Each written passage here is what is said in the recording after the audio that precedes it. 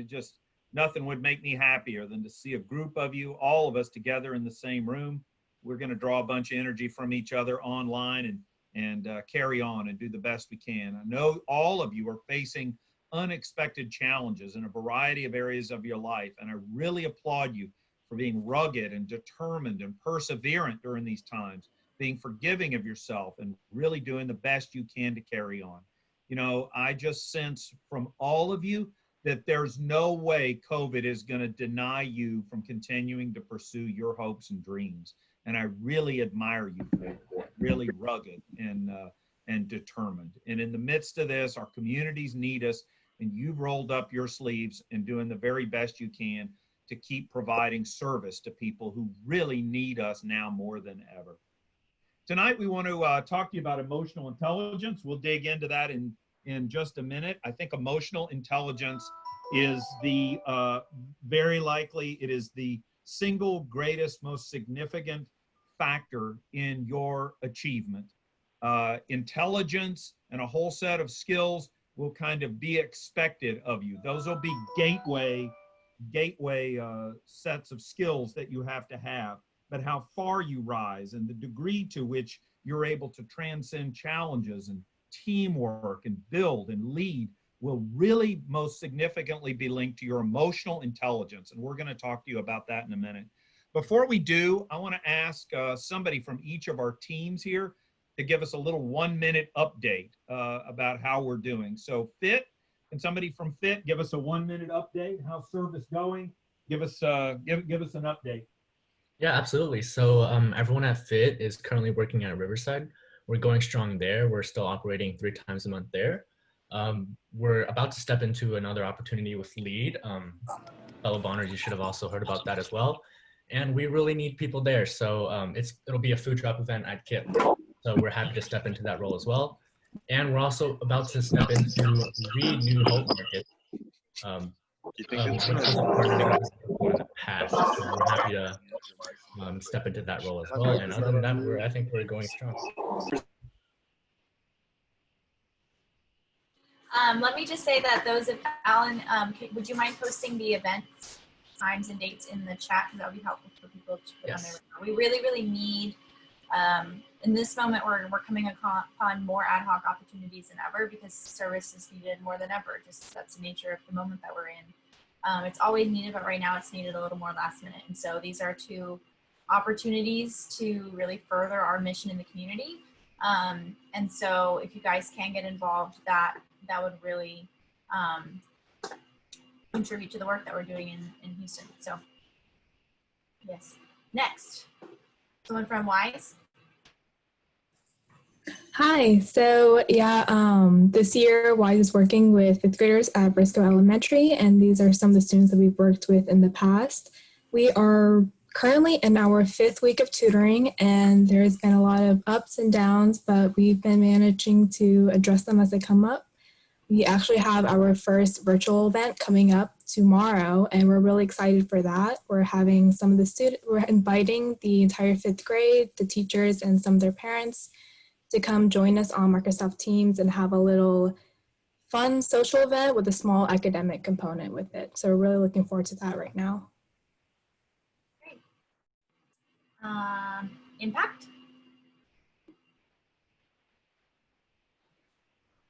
So we are midway through our program, I think a little past midway, in which the mentors have been tirelessly working with students on their ACT prep.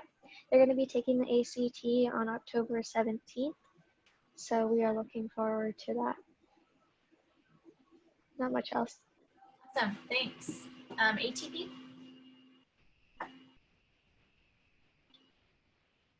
Ben? All right, well, he joins us. Let's move to Smart. I guess I can speak for ATP. Oh, sure, go ahead. Yeah, so with ATP, we're getting into the SAT prep portion of our program. So right now we're in I believe it's our 5th week, and our mentees will be taking their SAT on the first Saturday in November. Currently, we don't have as many students as we expected due to technical difficulties. So we're looking to branch out as a program for the future. Great, thanks. Smart. That's me. So SMART, we had our first mentor meeting on September 26th. It was great seeing all of our mentors in one place. Yesterday, we had an in-person social where we packaged all of our supplies for our mentees for the coming year. This weekend, we'll be having our mentor training. And then as soon as our community partner, we will begin mentoring fifth graders at Sharon Elementary. And so we're all very excited for that. Thanks, Lauren. Let me think. Who are we missing? We got everybody, didn't we? Oh, Breakthrough. Is someone here from Breakthrough? Amrita or Ariel? There might not be a leadership person here. Okay. All right. I think that's all. Did you want to do bet in as well? Sure. Bet update? Yeah. Okay. So those of us who are working on bet, we have a couple projects going on.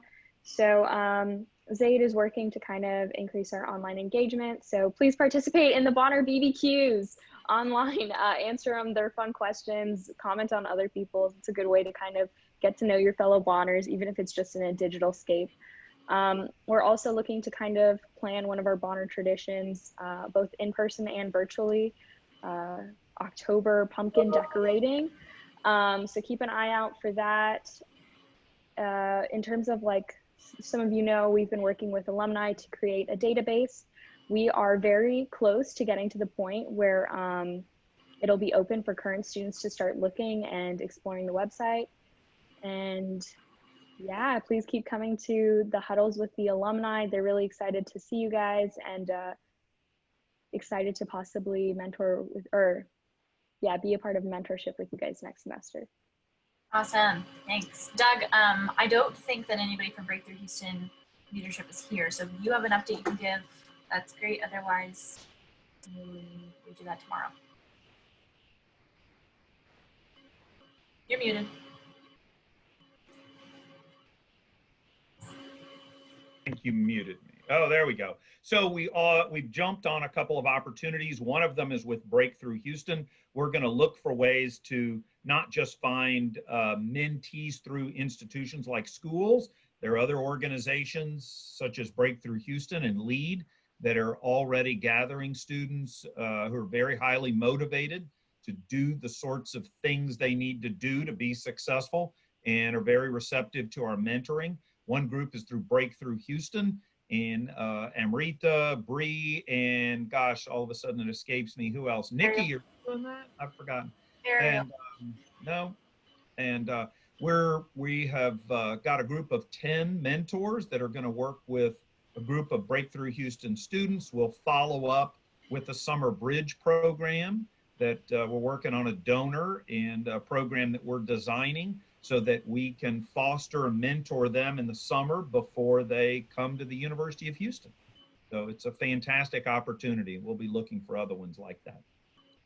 Okay, let's charge on and talk about emotional intelligence. And again, I would counsel you, I'm 53 years old. I've been around a long time. I've seen a lot of really intelligent people not do nearly as well as they might have.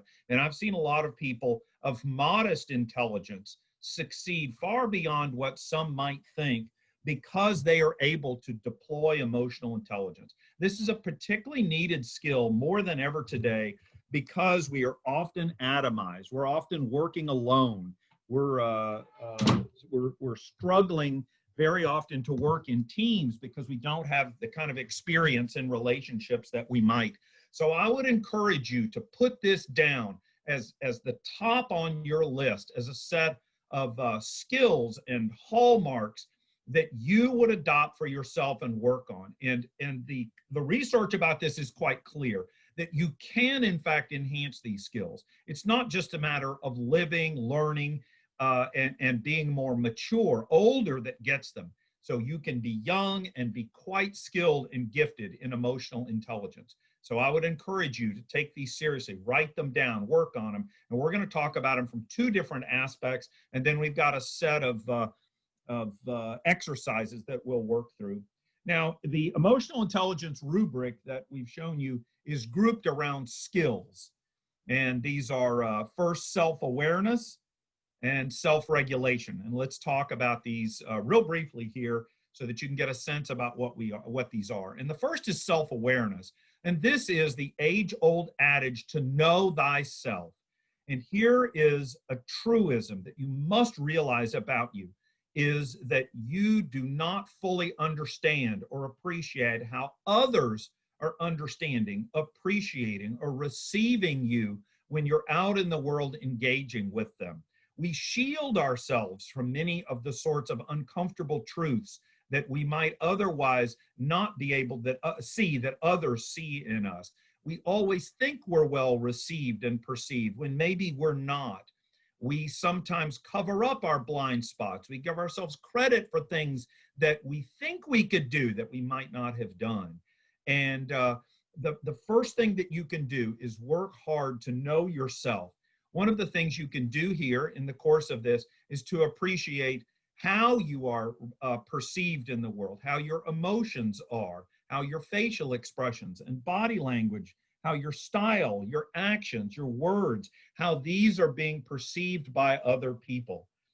In the course of this, the ultimate objective of knowing thyself is to be able to understand ourselves in ways so that we project the image, we communicate in ways that are the ones that we want to actually convey, to build relationships, deepen trust, and extend our reach in the world. And that ties with this second one, which is self-regulation. And the idea here is for you to work in a way so that you are the master of your emotions, rather than being a slave or captive to your desires and immediate emotions.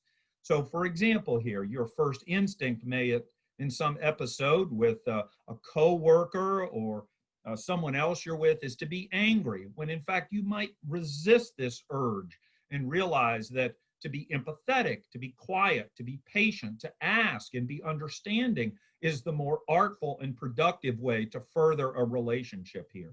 And so self-regulation requires you to be patient, thoughtful, to understand and appreciate challenges, both that you are expressing and you feel, and that other people may be facing. So this self-regulation is very important as you become the master of yourself. Third here is social awareness. And key maybe in this social awareness is to be empathetic. And my own personal experience is great leaders are empathetic. Now, let me be clear about what this is. To be empathetic is not simply to say, I am okay, the person I'm dealing with is okay. That is not what we mean here. To be empathetic is to understand in a way so that you can build relationships and trust that allow you to move your relationships forward. It should be grounded in the notion of advancing progress and achieving mutual goals. To be empathetic means not that you simply accept the way the world is, far from it. It's that you understand people in a way that allows you to make decisions and move forward in consultation with them, in cooperation and in coordination. So, for example, one manager might become very much aware that most of the people in the division that he's running are going to be laid off. He might be among those being laid off. So one instinct would be to shield people from this and not even speak about it because it's uncomfortable. But the empathetic leader knows that it's likely that most of the staff has either heard rumors about it or they sense that something is not right. So an empathetic leader will address this uncomfortable realm and say, you may have heard this. I want to be the one to tell you it may in fact happen. There's very little we can do about it. I may lose my job as well. In other words, address the uncomfortable, be straightforward with people, be understanding and sympathetic to the feelings that they have. Now, the last is relationship management. And here with relationship management, these are the sorts of skills, some of which earlier on the list, think self-awareness, self-regulation, and empathy, are more about the management of you, right? Because you've got to be the master of yourself before you're going to be really successful in the relationships. The last of these are about those sorts of qualities that are social skills that allow us to effectively deploy these in our relationships with other people. And so here, these involve being able to be motivated, to be optimistic, to be persuasive, to be effective, to understand what change is, to be able to describe it, convey it, give people confidence that through the change that you'll be able to bring about the results that you and your organization want. So some of these are internal, and some of them are more about the relationships that you have and the way you manage those with other people. So we got time for a quick question. Any quick questions about these? You might also think about, instances where you confronted something like this in your Bonner experience.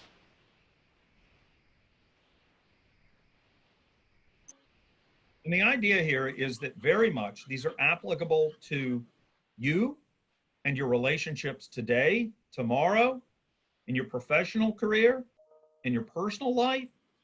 These will be hallmarks of being the kind of person that you want to be for the rest of your life. And I would encourage you to be very intentional about it. Have a set of values that you hold dear, and have a set of values, particularly about how you will relate to other people, that you hold very dear and that are almost non-negotiable for you. And these should apply to you, about how you will treat yourself, what you demand of yourself.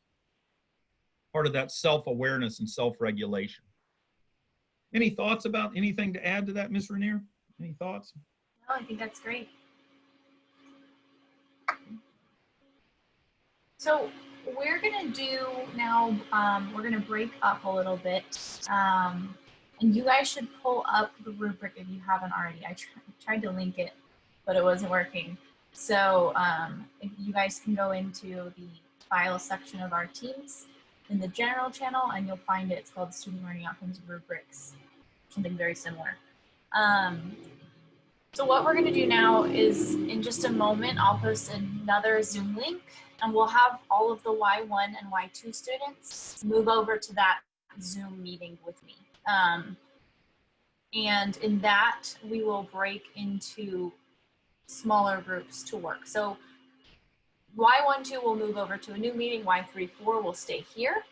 And what we're gonna do is each of the two groups, we've come up with a set of 5 scenarios or prompts or problems which we want you guys to address. And so we'll break into breakout rooms, and Doug, when you do yours, try to make sure there's, I would say, at least 3 people in the rooms.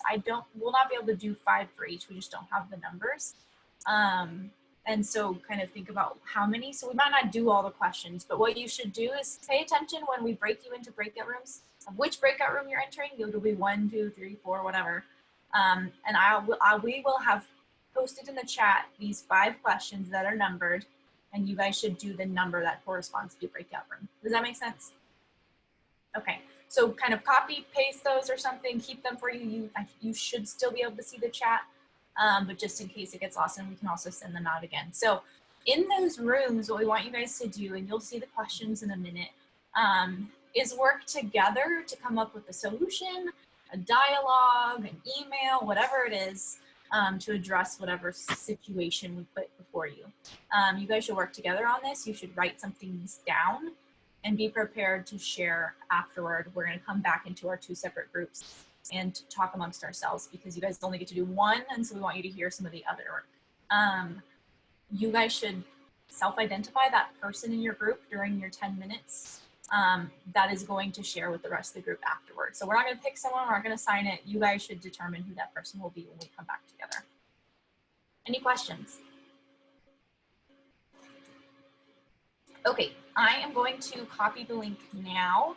And Doug, once we are all out, you guys can go ahead and then we'll break out into rooms and do our thing. But everyone's doing the same thing, it's just different sets of questions. So here comes the link.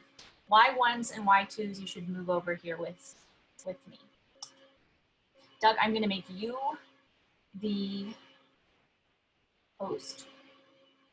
I can find you. Let me see. Everything's moving. I'm gonna make you the host, Doug, and I'm gonna leave but the meeting should keep going.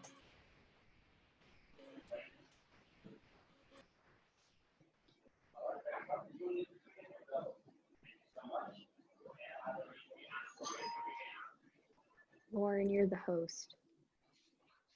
It gave me like a little thing at the top that said you're the host now. Wait, Lauren, are you a Y2 or Y3? Lauren, you're still muted. We can't hear you, hon.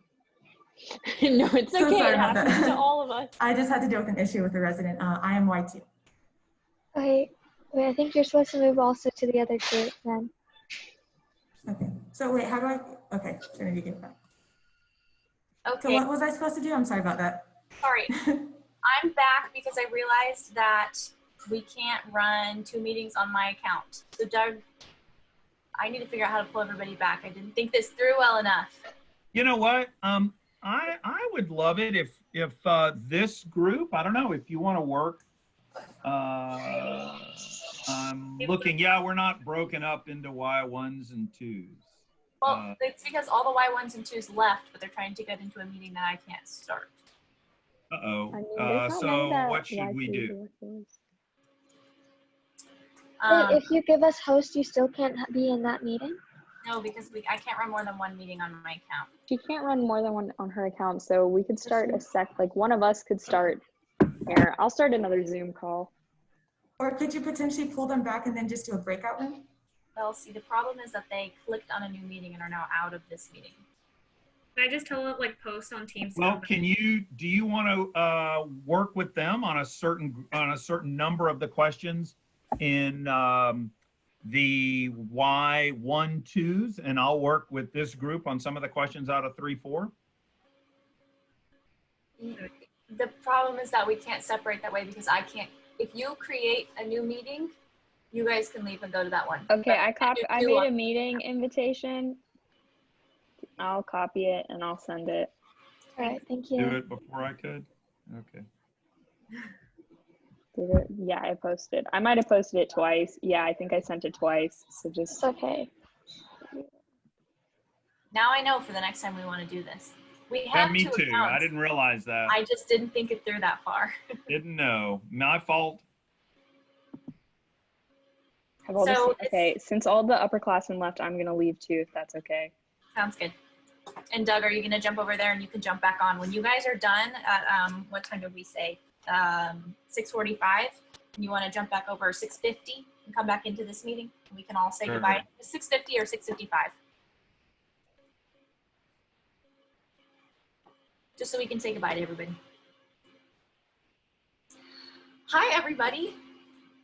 Sorry about that. I realized, or I forgot, I didn't realize that I can't. Did you see the link, Doug? In the chat? Yeah, but it's You have to leave this one. okay.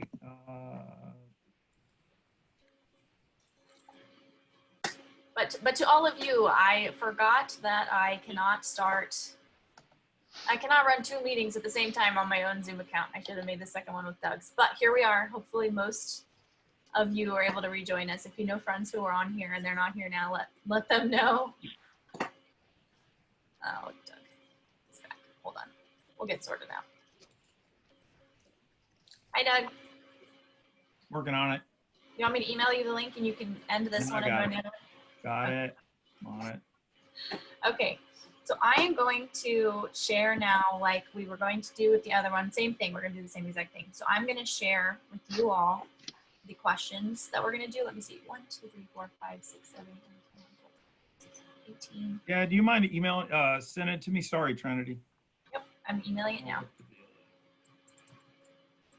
So I am gonna break us out into 5 groups like we were planning on it. So I'm gonna post the questions right now. And remember to copy, or you might be able to see it later, but look and see when you are asked to join. That's number 1. When you're asked to join the breakout room, make sure you check and see which one you are, because that's how you know which question you need. Oh, shoot. Just a second.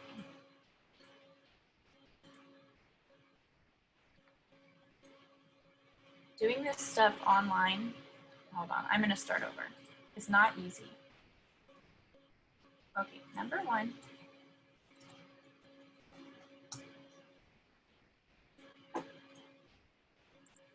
Who has had the most interesting week? I guess it's only Tuesday. Has anybody had anything interesting happen to them? Nothing interesting. I see a lot of adamant head shaking. Has anybody been able to do anything fun on the weekend? No, no fun here. You guys can also turn your mics on if you'd like. Not too many of us. Okay, the last one's coming. All right. I'm gonna move us into breakout rooms now, and I'll float around, but like I said, pick the person to kind of head up your group and who will be responsible to kind of share with the rest of us when we get back into this meeting. And you guys should go through the one that's assigned or according to your group. So I'll put us into 5 rooms. You should have 3 to 4 people, and I'll float around. All right.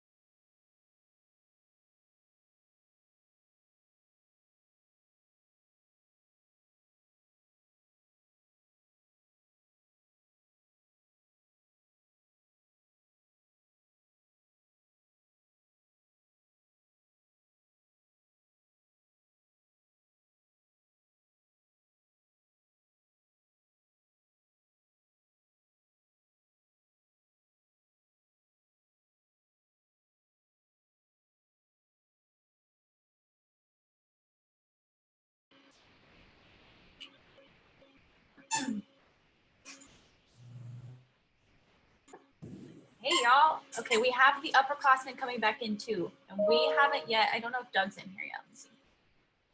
Whoa, I see Lauren. How do I put the, oh, Valerie too. So for the upperclassmen back in the room, we have yet to share. So I'm still gonna ask. We're not get to finish that at all. We got like halfway through an outline. That's okay, you can share what you have. This is really just practice anyway. Sorry, Lindsay and I are roommates and I forgot to unmute myself or mute myself. No, just do the whole window. Oh, not muted. Wait, Hey! Bonner roommates? I Why love can't that. you guys just be Yeah. on one computer? Why not just be on one computer?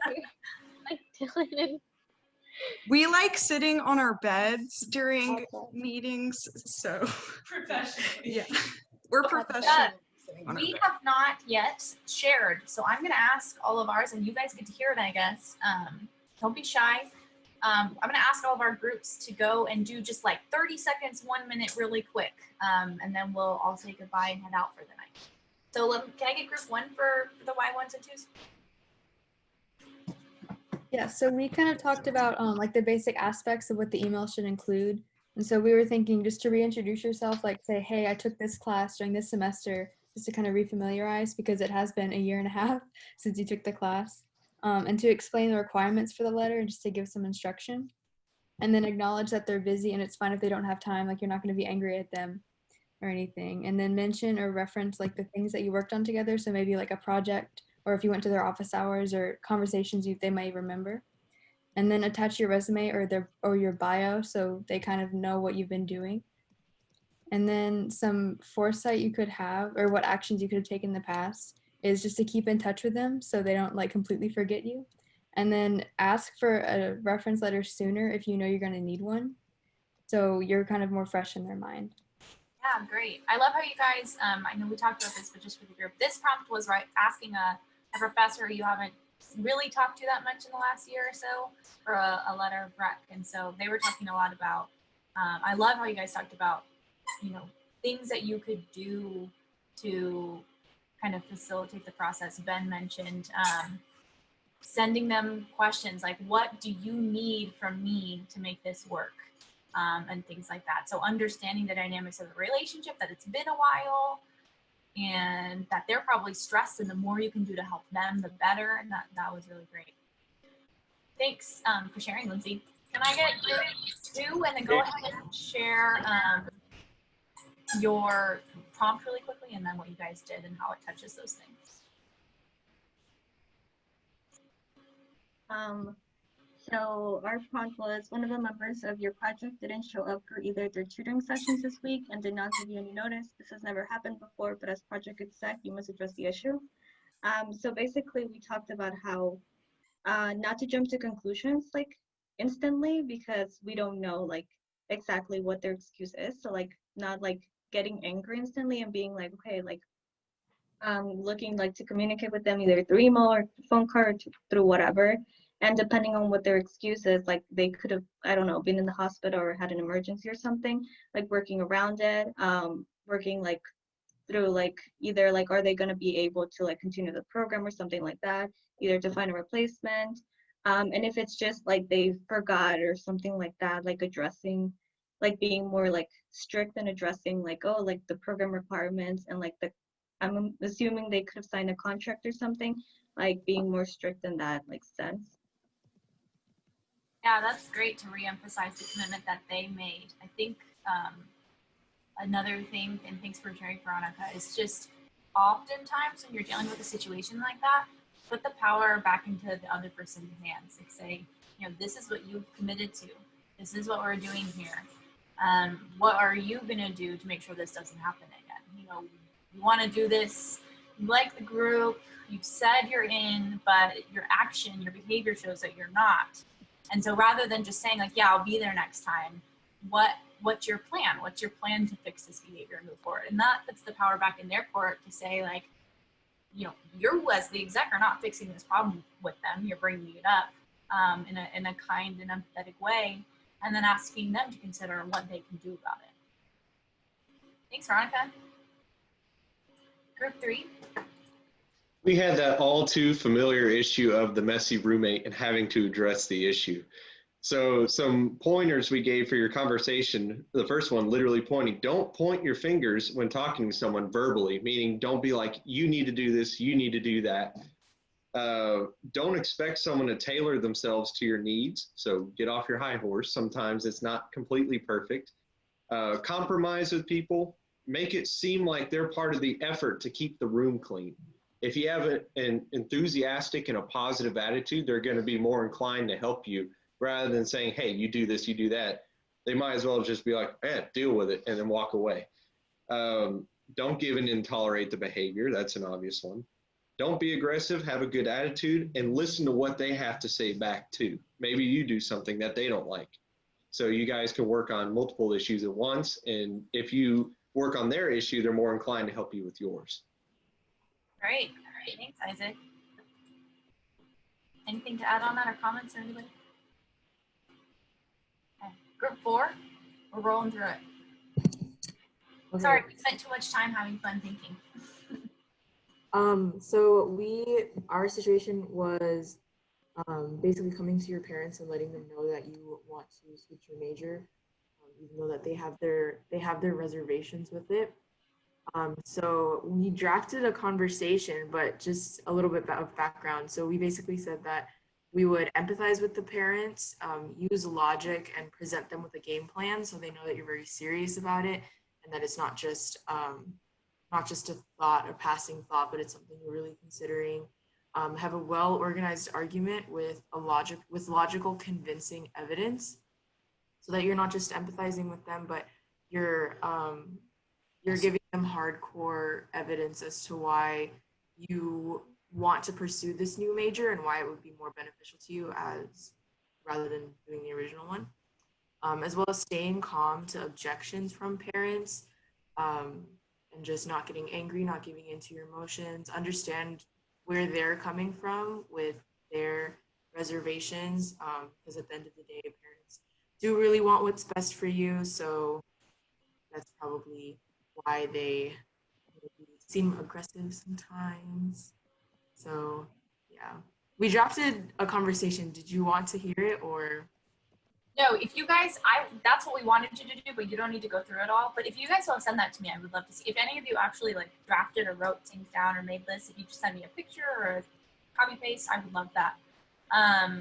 But I love what you guys said about anticipating their concerns. And that's a really important thing to do in any realm. I've talked to some of the groups, like a lot of these skills apply professionally and also in your personal life with romantic partners or with your roommates or whatever it is. Anticipating the concerns someone might have and being able to have answers for those ahead of time. It's kind of like going into an interview. You're not going to just go into an interview for the job you really want. You're going to think about what are the questions they're going to ask you, what are going to be their hard hitters, and you're going to prepare for those. And you should do the same thing when you're trying to get what you want with a roommate or with your parents or whatever it is. So I love that you guys brought that up. Okay, group 5, last one. So our issue was with our community partner that is really inefficient in communication, email-wise, and with events, such as like events in general. So we were supposed to draft an email to set up a meeting so that we could discuss such issues. So basically our email, basically in the general idea, is that we don't want to attack the community partner, because assuming that the community partner does this out of their own, takes their time out of their own day to bother and be a partner with our organization, then obviously we shouldn't just treat or ignore that attempt. So basically our email is about how we would like to discuss how we could improve our productivity and efficiency. And so we've noticed some lapses in our recent communication, so we would like to address those issues. And yeah. That's great. One thing, wait, can I add something to that? Laura, it's really hard for me to I hear the voice, but I can't find it. There you are. It's Maham. It's just the one thing that you said of like, we should be grateful that they took out their time of day to be a partner with us. There's something like Erwin kind of, I guess, drilled in us when we were doing WISE was we should, they should be also grateful that you are partnering with them and giving them service and helping them out, right? So don't think, it's like they're older, so we're always like, you want to be respectful of their time, but your time also matters. And so that's just one thing I want to make sure you guys take away is understand your worth. Yeah. Mm-hmm. Yeah, great. Thanks, Mom. I'm trying to remember. I had a comment. I think it was just that, in thinking about trying to get what you want with a partner, better relationship, better communication. One of the things I like that you guys took the approach of not like, hi, we're having all these problems with you, we need to fix it. And instead said like, we've noticed these things and we'd like to be more efficient. And what can we do to make that happen? And you took the approach of like, what can we do? Which prompts the conversation in a more productive manner where they're not automatically on the defensive. But you can bring up some things like, okay, this keeps happening and how can we address that in your meetings? I thought that was great. So I definitely think a lot of these situations, it seems like the biggest thing to keep in mind is just what the other person that you're trying to approach is thinking, and trying to keep in mind how they're going to react and just taking that into consideration. Yeah, great. Thanks, Ben. Absolutely. Always. Professional, relationship, at everything. It's always good. Any other comments or questions? Doug or any students? Yeah, we'd like to offer, Nikki would like to speak for our groups, and make it short. Nikki, what were you going to say? Kind of sum up what we learned from ours. Okay, so we had kind of 3 different questions. One was like kind of how to talk to your boss or your supervisor about an issue you're having, say like with your environment. The second question we had was you had like a terrible call, like an exec call with your partner, and you need to meet with your team and figure like, you know, how are you going to talk about like what happened? And then the last one was, what if one of the Bonner freshmen is, you know, was really excited, really engaged, and now they're not. Now they're on their phone in meetings. How do you approach them about that? And so very much like Ben said, like in all these situations, whenever you're coming at it, you have to think about what they're gonna say and how they're gonna respond.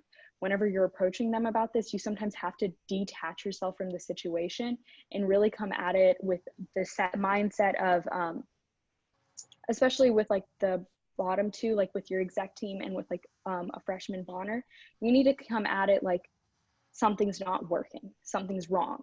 We're not doing, like things aren't going the way we need to, and be understanding that, you know, be understanding and empathetic towards the people you're with, like be sincere, like in terms of like the freshmen, right?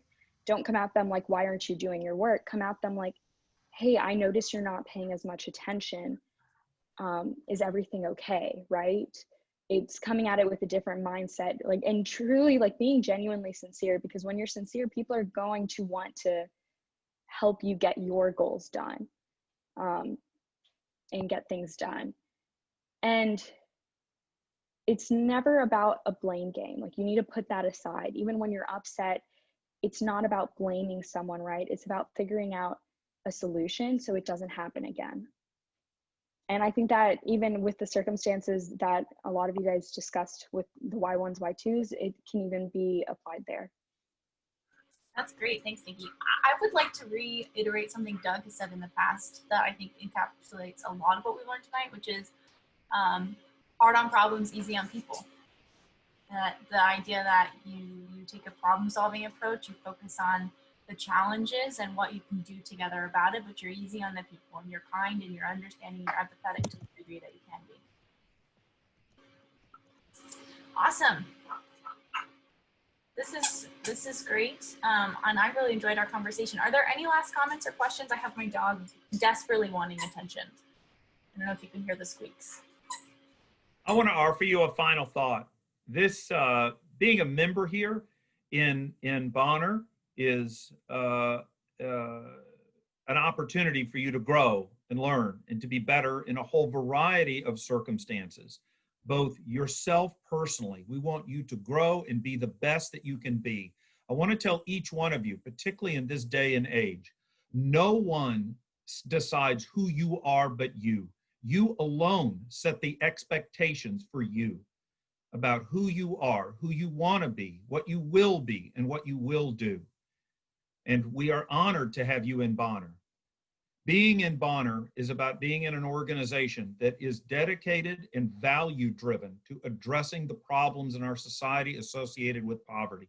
We will be optimistic that these can be addressed. We will be optimistic that we can fight for the kind of change that we want. We will be realistic about the history that lies behind these problems, and we will be creative and entrepreneurial in attempting to solve them. And in the course of doing this, we will make demands upon you, right? It is not easy to do this. We are not volunteering. This is service. And the hope is that you will buy into this and be part of this American system and help make it the kind of country that we want it to be, person by person, experience by experience, ACT, SAT problem, STEM mentoring project, little by little, package of food at a time. So we're honored to have you. And if part of being part of this professional organization, which takes the problem seriously, is that we make put some challenges in front of you. We ask some things of you. That's so that we can all be better and all be part of this wonderful effort that we together are making a difference and making the world better, one kid at a time or one family at a time. It's an honor to be your director, and I hope you guys have a great evening. Hi, everyone. It's great to see you. Oh, I see Jack and Ben are together. No, they're not. Jack's visiting this week. No, he's not. Seriously? They're together. They're visiting Hey, what's going on, you two? Dylan, Brianna, bye. See y'all later. Bye. Good to be in town. Exciting. Ben, are you going to Longview next week? Probably not. I think we should probably. Bye, y'all. Later.